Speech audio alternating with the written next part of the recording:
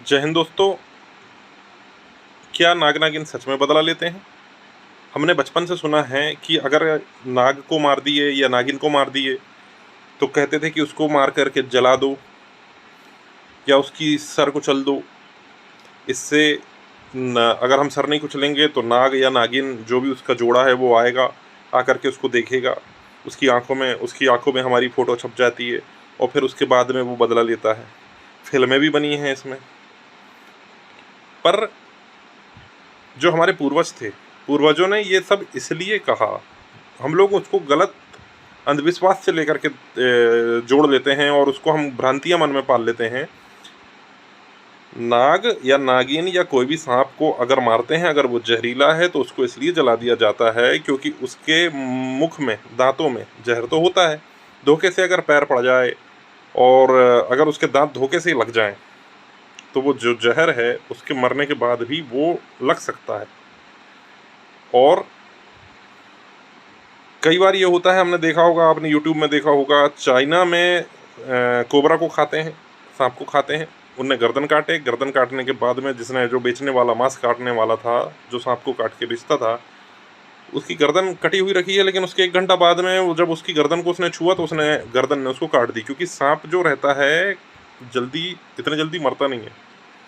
उसके सिर में हलचल रहती है, वो हिल डुल भला ही नहीं पाता है, लेकिन वह देखता रहता है कटने के बाद भी गर्दन। और कोई उसके पास से गुजरता है तो वो उसको काट लेता है, और वो उस समय काटता है तो वो अपना पाइजन उसमें छोड़ देता है, जिससे डेथ हो जाती है। इसलिए ये जो कहानी थी ये पहले एक फैलाई गई थी जिससे कि ऐसा ना हो कि किसी के साथ कोई हादसा हो जाए। इसलिए ये कहा जाता था कि आँख में फ़ोटो छप जाती है, इसलिए उसको जला दो या तो फिर उसको सर उसका कुचल करके कहीं दूर फेंक दो। पर मैं ये चीज़ कहना चाहूँगा कि किसी भी जीव की हत्या करना बहुत गलत है, चाहे वो सर्प ही क्यों ना हो।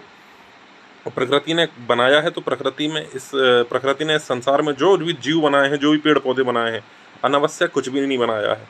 सबका कहीं ना कहीं इस संसार में कुछ ना कुछ योगदान है। और हम कोई नहीं होते हैं किसी भी प्राणी की हत्या करने वाले, चाहे वो सर्प ही क्यों ना हो। तो सर्प को मारना भी नहीं है, क्योंकि हम लोग नाग की पूजा भी करते हैं। नाग पंचमी के दिन हम उनकी पूजा करते हैं, शेष नाग की पूजा करते हैं। विष्णु भगवान उस पे विराजमान है। तो शेष नाग की जब हम पूजा करते हैं, नागों की पूजा करते हैं, नाग पंचमी में हम उनको दूध चढ़ाते हैं, सब कुछ करते हैं, तो फिर कैसे मार सकते हैं? किसी भी जीव की हत्या नहीं करना है, लेकिन अपने मन में ये भ्रम भी नहीं पालना है कि नाग नागिन बदला लेते हैं। ना तो वो बदला लेते हैं और ना ही वो स्थायी जोड़ा बनाते हैं। वीडियो पसंद आया तो लाइक करें और ऐसी ही जानकारी के लिए चैनल को सब्सक्राइब करें। जय श्री राम।